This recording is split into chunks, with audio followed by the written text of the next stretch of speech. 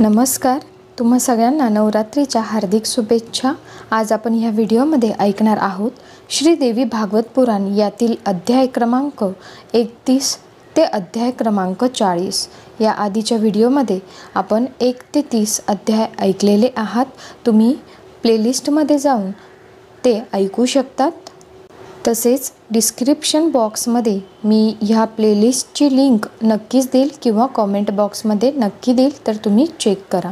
तर मग चला सुरुवात करण्याआधी तुम्ही जर ह्या चॅनलवरती नवीन असाल तर ह्या चॅनलला सबस्क्राईब करायला विसरू नका। तसेच व्हिडिओ आवडल्यास लाईक नक्की करा।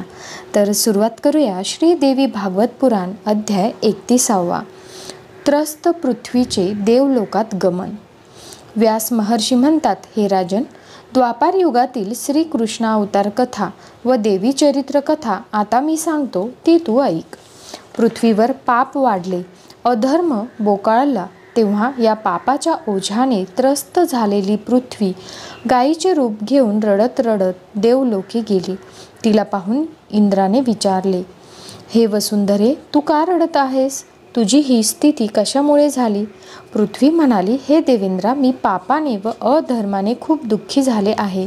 मला यातून सोडविण्याचा मार्ग दाखवा। इंद्र म्हणाले, हे धरे, मी तुला यातून सोडवू शकत नाही। तेव्हा आपण ब्रह्मदेवाकडे जाऊ व त्यांनाच उपाय विचारू। ते दोघे ब्रह्मलोकी गेले। ब्रह्मदेव ध्यानस्थ बसले होते। त्यांनी डोळे उघडून पाहिले तो दुःखाने गलित गात्र झालेली पृथ्वी गायीचे रूप धरून समोर उभी आहे। त्यांनी तिला येण्याचे कारण विचारले तेव्हा पृथ्वी म्हणाली, हे विश्वनिर्माता, कलियुग आल्यामुळे सर्व प्रजा पाप व अधर्म आचरण करू लागली आहे, त्यामुळे मी त्रस्त झाले आहे। तेव्हा माझा भार थोडा हलका करावा। ब्रह्मदेव म्हणाले, हे कल्याणी, तुझ्या दुःखावर माझ्याकडे उपाय नाही, पण शेषशायी भगवान विष्णू मात्र तुझे दुःख नष्ट करू शकतील। तेव्हा आपण त्यांच्याकडेच जाऊया। मग ते सर्वजण विष्णुलोकी गेले आणि तेथे जाऊन त्यांनी विष्णुस्तुती आरंभली। भगवान विष्णूंनी त्यांना येण्याचे कारण विचारले तेव्हा ब्रह्मदेवांनी सर्व कहाणी त्यांना सांगितली। भगवान विष्णू म्हणाले, या समस्येवर मी किंवा इतर कोणी देव काही करू शकत नाही। यावर सर्व नियंत्रण योगमायेचे असते। ती आपल्या इच्छेनुसार सर्व काही करते, म्हणून आपण सर्वजण त्या योगमायेलाच शरण जाऊया। सर्वांनी योगमाया अंबिकेची स्तुती करण्यास सुरुवात केली। तेव्हा तेथे देवी प्रगट झाली। तिच्या दर्शनाने सर्वजण संतोषले। त्यांनी तिला वंदन केले व तिला साकडे घातले। हे भुवनेश्वरी, तू आमच्या दुःखाचे कारण समजून आमचा दुःखभार हलका कर। देवी म्हणाली, तुमचे दुःख नष्ट करण्यासाठीच तर मी येथे आले आहे। कोणते दुःख आहे ते सांगा।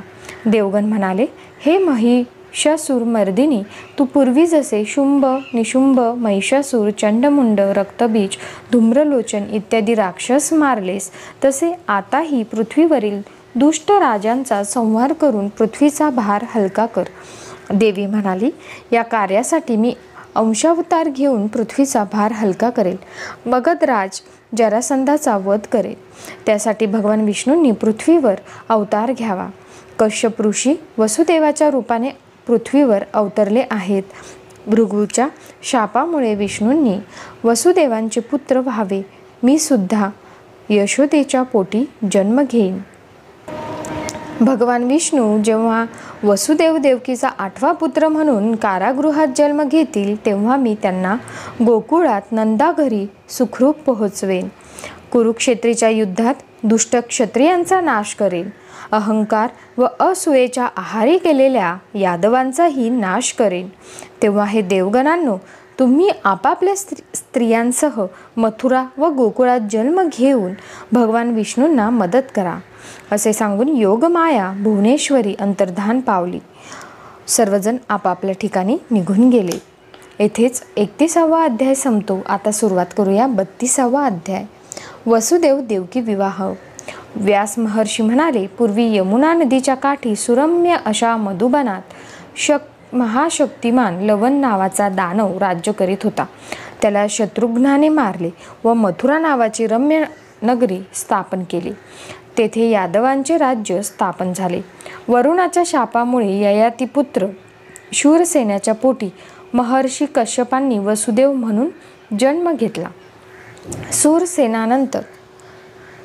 शूरसेनानंतर वसुदेव राजा झाला व उग्रसेन मथुरेचा राजा बनला. उग्रसेनाचा पुत्र कंस होय. उग्रसेनाच्या भावाची म्हणजेच देवकाची पुत्री ही देवकीच्या रूपात कश्यपाची पत्नी आदितीने जन्म घेतला. देवकाने तिचा विवाह वसुदेवाशी केला. विवाह सुरू असतानाच, हे कंसा, देवकीचा 8वा पुत्र तुझा काळ ठरेल अशी आकाशवाणी झाली. कंस अस्वस्थ झाला व तो वसुदेव देवकीला मारण्यासाठी धावला. तेव्हा काही नृपांनी त्यांची समजूत घातली. तेव्हा वसुदेव त्याला म्हणाला, देवकीला जे पुत्र होतील त्यांना मी तुझ्या स्वाधीन करेन. वसुदेवाचे आश्वासन ऐकून नृपगण धन्य झाले. पण वसुदेव देवकीला मात्र कंसाने कारागृहात टाकले. येथेच 32वा अध्याय समाप्त होतो. सुरुवात करूया 33वा अध्याय. देवकीच्या 7 पुत्रांचा वध. व्यास महर्षी म्हणतात, हे राजन, देवकी गरोदर राहिली. 9 मासानंतर तिने एका सुंदर पुत्र रत्नाला जन्म दिला. तेव्हा वसुदेव त्याला कंसाच्या स्वाधीन करू लागला. देवकीने शोकाकुल होऊन वसुदेवाला रागाने दूषणे दिली. पण सत्यवचनी वसुदेवाने आपला पुत्र कंसाच्या स्वाधीन केला. वसुदेवाची सत्यप्रियता पाहून कंसही आश्चर्यचकित झाला. बालकाला हाती घेऊन कंस म्हणाला, हे सत्यप्रिय वसुदेवा, आपण खरोखरच धर्माने वागणारे आहात. पण माझा मृत्यू तुमच्या 8व्या पुत्राकडून होणार असल्यामुळे मी या बालकाला मारणार नाही. तुम्ही याला परत घेऊन जा. त्याने वसुदेवाला त्याचा पुत्र परत दिला व तुमच्या 8व्या पुत्राला मात्र माझ्याकडे घेऊन या असे बजावले. वसुदेव आनंदाने बालकाला घेऊन निघून गेला. नंतर तेथे नारद मुनी आले. ते कंसाला म्हणाले, मी आत्ताच सुमेरू पर्वतावरून येत आहे. त्यावेळी तेथे ब्रह्मदेवादी सर्व देवगण जमले होते. तुझ्या नाशासाठी विष्णूने वसुदेवाचा 8वा पुत्र म्हणून जन्म घ्यावा अशी चर्चा सुरू होती. देवकीचा पुत्र हाती येऊनही तू त्याला का मारले नाहीस? तेव्हा कंस म्हणाला, हे मुनिवर, देवकीचा 8वा पुत्र माझा काळ आहे. मग मी या प्रथम पुत्राला का बरे मारावे? नारद म्हणाले, हे राजन, तुला देवांचे मायावी बल माहीत नाही. राजनीती सांगते की कोणत्याही क्षुद्र शत्रूची सुद्धा कधी अपेक्षा करू नये. गणितशास्त्राप्रमाणे कोणताही पुत्र 8वा पुत्र होऊ शकतो. हे सर्व ज्ञात असूनही तू त्या बालकाला वाचविण्याचा मूर्खपणा का बरे केलास? कंसाला नारदांचे बोलणे पटले. त्याने वसुदेवाला आज्ञा केली व त्याच्या प्रथम पुत्राला दगडावर क्रूरपणे आपटून ठार केले. अशा प्रकारे कंसाने देवकीची 7 बालके ठार मारली. येथेच 33वा अध्याय समाप्त होतो. सुरुवात करूया 34वा अध्याय. श्रीकृष्ण जन्मकथा. व्यास महर्षी सांगतात, देवकीच्या 7 बालकांना मारल्यानंतर 8व्या पुत्राच्या जन्माकडे कंस डोळे लावून बसला होता. योग्य वेळी भगवान विष्णू देवकीच्या गर्भात प्रवेश करते झाले. वसुदेवाने आपली दुसरी पत्नी रोहिणीला भयाने गोकुळात पाठवून दिले. कंसाने वसुदेव व देवकी यांच्यावर सावधपणे पहारा करण्यासाठी विश्वासू सेवकांची नेमणूक केली. श्रावण महिन्यातील कृष्ण पक्षातील अष्टमीला मध्यरात्री देवकी प्रसूत झाली व तिने पुत्राला जन्म दिला. ती वसुदेवाला म्हणाली, हे नाथ, या सुंदर अद्भुत बालकाकडे पहा. पुन्हा याचे मुख आपल्याला दिसणार नाही. ती शोकविव्हळ झाली. वसुदेवाने मोठ्या प्रेमाने बालकाकडे पाहिले. त्याच्या मनात विचार आला, या पुत्राला वाचवण्यासाठी काय बरे करावे? तेवढ्यात आकाशवाणी झाली, हे वसुदेवा, तू या बालकाला गोकुळात नंदाघरी ठेवून नंदाघरी जन्मलेली योग माया घेऊन ये. वसुदेव सावध होऊन पाहतो तो काय? कारागृहाचे दार उघडले. द्वारपाल मोहित झालेले आहेत. त्याने चटकन बालकाला घेतले व तो बाहेर पडला. योगमायेच्या कृपेने त्याने भर पावसात यमुना नदी ओलांडली व गोकुळात गेला. नंदाघरी यशोदेजवळ त्या बालकाला ठेवून तेथे निजलेल्या योगमायेला घेऊन तो सत्वर कारागृही पोहोचला. कारागृहात येताच बालिका जोर जोरात रडू लागली. द्वारपाल खडबडून जागे झाले व त्यांना ही बातमी कंसाला सांगितली. कंस उठून धावतच कारागृहाकडे आला. त्याने वसुदेवाकडून ती बालिका घेतली. त्याला वाटले की बालिका माझा काय वध करेल. 8व्या वेळी तर देवकीला पुत्र होणार होता. आकाशवाणी व नारदांचे वचन खोटे ठरले आहे. तसेच वसुदेवही अशा अपरात्री कडक पहारात कारस्थान करू शकणार नाही. पण काळाचा महिमा अगाध आहे. त्याने त्या बालिकेला पायाला धरून गरागरा फिरवले व दगडावर आपटणार तो त्याच्या हातातून ती निसटली व आकाशात जाऊन म्हणाली, हे दुष्ट कंसा, मला मारून काहीही होणार नाही. तुझा शत्रू देवकीचा 8वा पुत्र जन्माला आला आहे. तोच तुझा योग्य वेळी संहार करेल. असे सांगून ती अंतर्धान पावली. इकडे कंस अस्वस्थ झाला. इथेच अध्याय 34 संपतो. 35वा अध्याय श्रीकृष्ण विवाह. व्यास महर्षी म्हणाले, गोकुळात नंदाघरी पुत्र जन्मला. त्यामुळे सगळीकडे आनंदी आनंद झाला होता. ही वार्ता कंसाला समजली. वसुदेवाची पत्नी रोहिणी, सेवक, गुरेढोरे गोकुळात राहत होते, कारण नंदराजा वसुदेवांचा मित्र होता. तसेच देवकीचा 8वा पुत्रही नंदाघरी असल्याचे समजल्याने कंसाचा गोकुळावर राग होता. कंसाने गोकुळात कृष्णाला मारण्यासाठी पूतना राक्षसीला पाठवले, पण कृष्णाने तिला मारून टाकले. तेव्हा कंस भयभीत झाला. त्याने कृष्ण बलरामाला कपटाने मारण्यासाठी मथुरेला येण्यासाठी निमंत्रण दिले. अक्रूराला रथ घेऊन गोकुळात पाठवले व कृष्ण बलरामांना घेऊन येण्यास सांगितले. अक्रूर रथ घेऊन गोकुळात गेला व कृष्ण बलरामाला घेऊन मथुरेला आला. मथुरेला त्यांनी यज्ञशाळेतील धनुष्य तोडले. धोबी, कुवल्या हत्ती, मल्ल, चानूर, मुष्टिक, शल, तोशल यांचा वध केला. कंसालाही सिंहासनावरून खाली ओढले व त्याचाही वध केला. नंतर कारागृहातून वसुदेव देवकीची मुक्तता केली.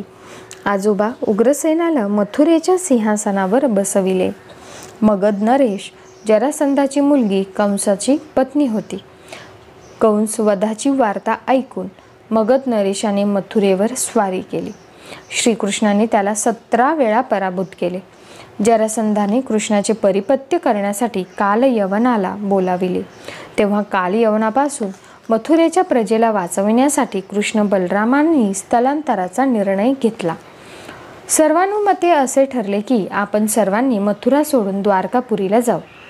गरुडाने प्रथम जाऊन द्वारकापुरीची पाहणी केली. अतिशय रमणीय अशी द्वारकापुरी रैवताचलाजवळ समुद्राकाठी वसली होती. सर्व यादवांनी आपली कुटुंबे, गुरेढोरे, सामान व धान्य बरोबर घेऊन कृष्ण बलरामा पाठोपाठ मथुरा सोडली. सर्व यादवजन द्वारकेला पोहोचले व नगरीचा जीर्णोद्धार करून आनंदाने राहू लागले. कृष्ण बलराम कालयवनाचा समाचार घेण्यासाठी मथुरेला परतले.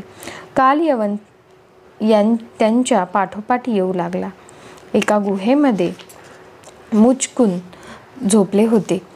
तेथे येऊन कृष्ण अदृश्य झाले. कालयवनाने मुचकुंदाला कृष्ण समजून लात मारली. तेव्हा मुचकुंद जागे झाले व त्याने कालयवनाकडे पाहिले. मुचकुंदाच्या दृष्टीतील अग्नीने कालयवन मारला गेला. मुचकुंद कृष्णाला वंदन करून निघून गेले. कृष्ण बलराम द्वारकेला परतले. नंतर रुक्मिणीचे हरण करून तिच्याशी श्रीकृष्णाने विवाह केला.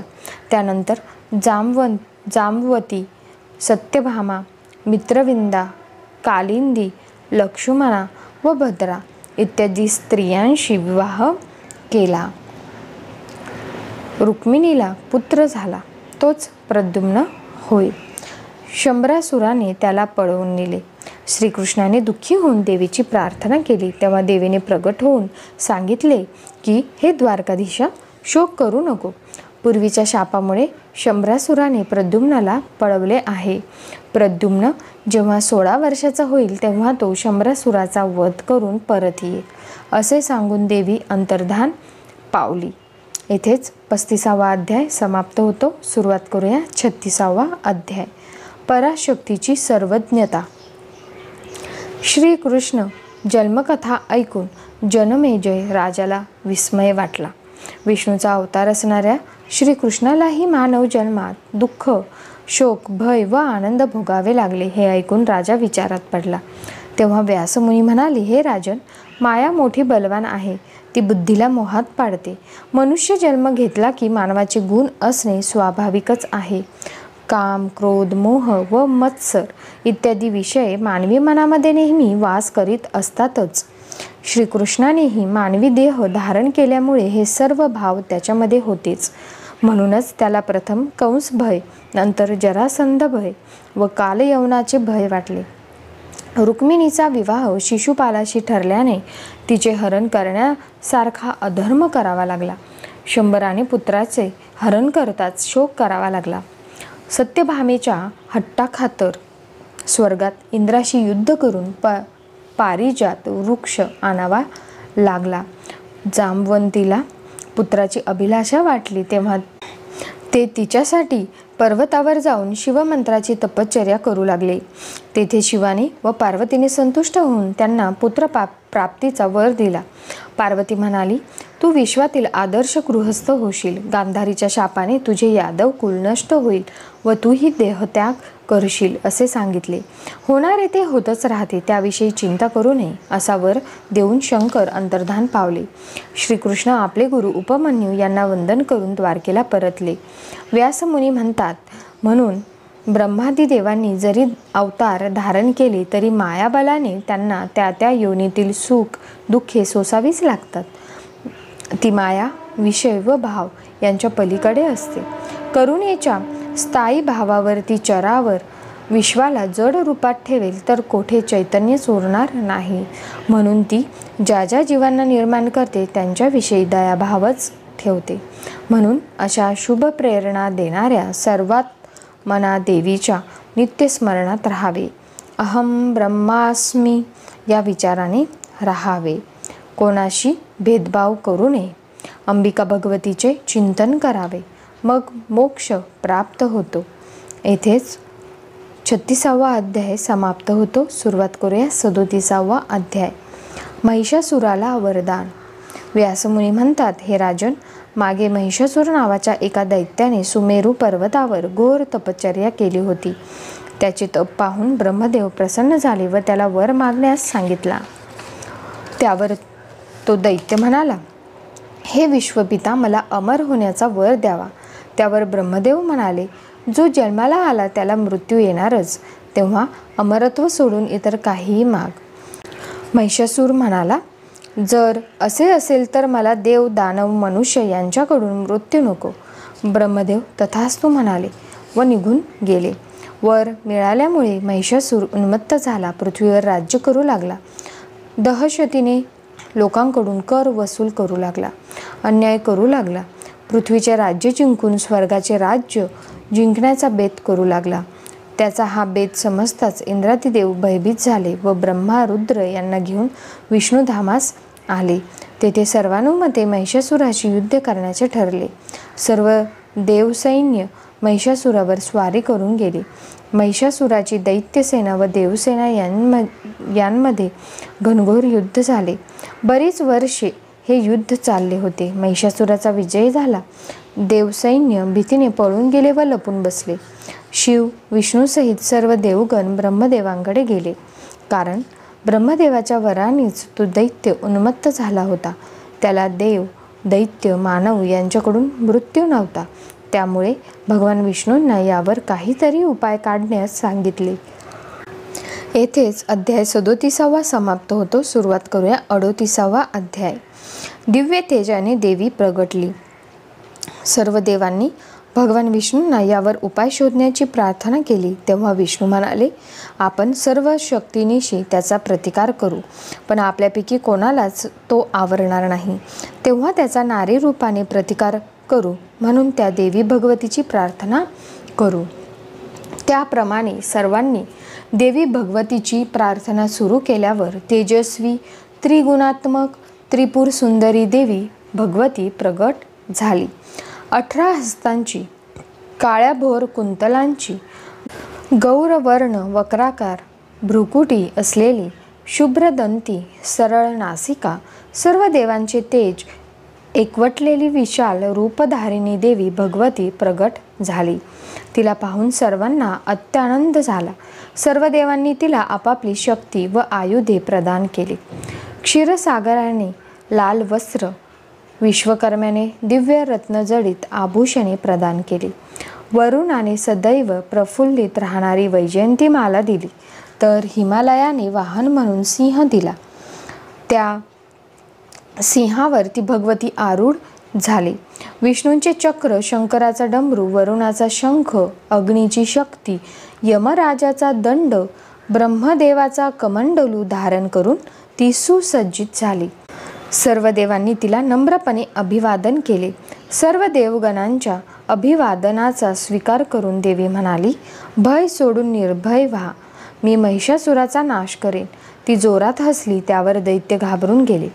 हसण्याच्या आवाजाने धरणीकंप झाला, समुद्र खवळला, पर्वत कापू लागले, दिशा भरून गेल्या. सर्व देवांनी तिचा जय जयकार केला. महिषासुराला ही हकीकत समजली. त्याने काही दैत्यांना माहिती काढण्यासाठी पाठविले. तेव्हा दैत्य तेथे आले. देवीचे ते तेजस्वी रूप पाहून ते भयभीत झाले व तेथून पळाले. महिषासुराकडे जाऊन त्यांनी देवी भगवतीची महती सांगितली. महिषासुराने आपला मंत्री रथासह तिच्याकडे पाठवला व साम दाम प्रकारे तिचे मन वळविण्यास सांगितले. महिषासुराचा मंत्री देवीकडे गेला व त्याने महिषासुराला तुला भेटण्याची इच्छा आहे असे सांगितले. येथेच 38वा अध्याय समाप्त होतो. आता 39व्या अध्यायामध्ये आपण ऐकणार आहोत महिषासुराचा मंत्री व देवीचा संवाद. या दोघांमध्ये काय संवाद होतो ते आता आपण ऐकूयात. व्यास महर्षी म्हणतात, मंत्र्याचा निरोप ऐकून देवी मनोमन हसली व गंभीर आवाजात म्हणाली, हे मंत्री महोदय, मी सर्व देवांची व चराचरांची माता आहे. मी महालक्ष्मी आहे. दैत्यांच्या पारिपत्यासाठी मी अवतार धारण केला आहे. महिषासुराच्या अत्याचारांचे फळ त्याला देण्यासाठी मी एकटीच सैन्य न घेता लढण्यासाठी आले आहे. आता तू त्या महिषासुराकडे जा व त्याला माझा निरोप सांग की तुला जर जीव प्रिय असेल तर तू ताबडतोब पाताळात जा, अन्यथा मरायला तयार हो. देवीची वचने ऐकून दैत्यांचा मंत्री घाबरला. महिषासुराने देवीला तिकडे घेऊन येण्यास सांगितले होते. आता काय बरे करावे त्याला काही सुचेना. मला असेच जाऊन दैत्य राजाला हा निरोप सांगितला पाहिजे. देवीशी मी युद्ध करावे तर एका स्त्रीशी युद्ध करणे योग्य नाही. असे मनाशी ठरवून तो महिषासुराकडे आला व सर्व हकीकत सांगितली. महिषासुराने आपल्या दरबारातील वृद्ध मंत्र्यांशी सल्लामसलत केली. तेव्हा तत्वज्ञानी ताम्र म्हणाला, अशी 18 भुजांची सर्व आयुधांनी सुसज्जित पराक्रमी स्त्री त्रिभुवनात कुठेही पाहिली नाही. ही गोष्ट निश्चितच विपरीत आहे. तेव्हा लवकरात लवकर युद्धाची घोषणा करावी. तेव्हा महिषासुराने युद्धाची घोषणा करून ताम्रालाच आघाडीवर पाठविले. तो ताम्राला म्हणाला, तू आता या कार्याची सुरुवात कर. ताम्र आपले सैन्य घेऊन निघाला. वाटेत त्याला खूप अपशकुन झाले. त्याचे व त्याच्या सैन्याचे धैर्य खचले. तेव्हा त्याने साम नीतीने देवीला जिंकण्याचे ठरविले. तो देवीला म्हणाला, हे त्रिपुर सुंदरी, दैत्यराज महिषासुर आपल्यावर मोहित झाले आहेत. तेव्हा तू त्यांचा स्वीकार कर. त्यावर देवी त्याला हसून म्हणाली, मी जगन्माता आहे. तुझा महिषासूर कामांत झाला आहे. त्याला ज्ञान शिकव. त्याला सांग, मी तुझ्यासारखी 2 शिंगे शेपूट असणारी, गवत खाऊन राहणारी नाही. तेव्हा ताबडतोब तू युद्धाला समोर ये. प्राण हवा असेल तर पाताळात निघून जा, अन्यथा मृत्यूला सामोरा जा. आणि तिने एक मोठी युद्ध गर्जना केली. त्याने सर्व दैत्यासहित ताम्र भयभीत झाला. ताम्र सैन्यासहित महिषासुराकडे पळून गेला. महिषासुराने मंत्रीगणांशी सल्लामसलत केली. तेव्हा महिषासुराचा मंत्री दुर्मुख म्हणाला, आपण इंद्राशी लढताना सुद्धा कधी पळून गेलो नाही. येथे एका स्त्रीशी लढताना पळून गेलो तर नाचक्की होईल, पण लढावे तर लागेलच. तेव्हा मंत्री बाष्कल म्हणाला, दैत्यराज, आपण चिंता करू नका. त्या एकट्या स्त्रीशी लढण्यास मी समर्थ आहे. त्या रणचंडिकेचा पराभव करायला मी एकटाच पुरेसा आहे. माझी शक्ती पहावी. त्याचे हे बोलणे ऐकून दुर्मुखालाही उत्साह आला व तो सुद्धा देवीबरोबर युद्धास तयार झाला. दोघे देवीबरोबर युद्धासाठी सैन्य घेऊन निघाले. येथेच 39वा अध्याय समाप्त होतो. आता 40व्या अध्यायामध्ये ऐकूयात दुर्मुख व बाष्कलाचा वध कसा होतो. व्यास महर्षी म्हणतात, हे राजन, सर्व शक्तिमान असे महिषासुराचे सेनापती दुर्मुख व बाष्कल सेना सागर घेऊन देवी भगवती समोर उभे ठाकले. ते देवीला म्हणाले, हे भुवनेश्वरी, तू महिषासुराला वर म्हणून स्वीकार. ते पराक्रमी आहेत, तसेच ऐश्वर्य संपन्न सुद्धा आहेत. तुला त्रैलोक्याचे ऐश्वर्य प्रदान करतील. तेव्हा देवी म्हणाली, हे मूर्ख मंत्रीगण हो, तुम्ही जीव वाचवून महिषासुराकडे परत जा. त्याला निरोप सांगा. एकतर तू स्वतः युद्धाला ये, नाहीतर जीव वाचवण्यासाठी पाताळात जा. माझ्या हातूनच तुला मृत्यू येणार आहे. तेव्हा काय करायचे ते ठरवा. देवीचे हे वक्तव्य ऐकून दैत्य क्रोधित झाले आणि धनुष्यबाण घेऊन युद्धास सज्ज झाले. त्यांनी देवीवर बाण सोडले. देवीने मोठ्याने युद्ध गर्जना करून बाण सोडले. बाष्कल व देवी यांचे घनघोर युद्ध सुरू झाले. बाण, खडक, त्रिशूल, तोमर यांनी युद्ध सुरू झाले. गदा युद्ध झाले. शेवटी देवीने त्रिशूलाने बाष्कलाच्या वक्षस्थलावर प्रहार केला. त्यामुळे त्याचा मृत्यू झाला. देवगणांनी देवीचा जय जयकार केला. हे पाहून दुर्मुख रागवला व तो देवीबरोबर युद्ध करू लागला. देवी भगवतीने बाणांनी त्याचे धनुष्य भंग केले, रथभंग केला. तो गदा घेऊन देवीवर चालून गेला, पण देवीनेही गदा घेऊन त्याचा प्रतिकार केला. दुर्मुखाचा वार देवीचे वाहन सिंहावर झाला, पण सिंह विचलित झाला नाही. शेवटी देवीने खड्गाने दुर्मुखाचे मस्तक उडविले. देवगणांनी आनंदाने जयघोष करून पुष्पवृष्टी केली. येथेच 40वा अध्याय समाप्त होतो. पुढे आपण पुढच्या व्हिडिओमध्ये ऐकणार आहोत अध्याय 41 ते अध्याय 50 पर्यंत. तोपर्यंत धन्यवाद. आणि व्हिडिओ आवडला असेल तर नक्की लाईक करायला विसरू नका आणि आपल्या चॅनलला सबस्क्राईब करा, जेणेकरून पुढील अध्याय तुम्हाला मिळण्यास मदत होईल. तर मग चला इथेच थांबूया. ओम दुर्गायै नमः.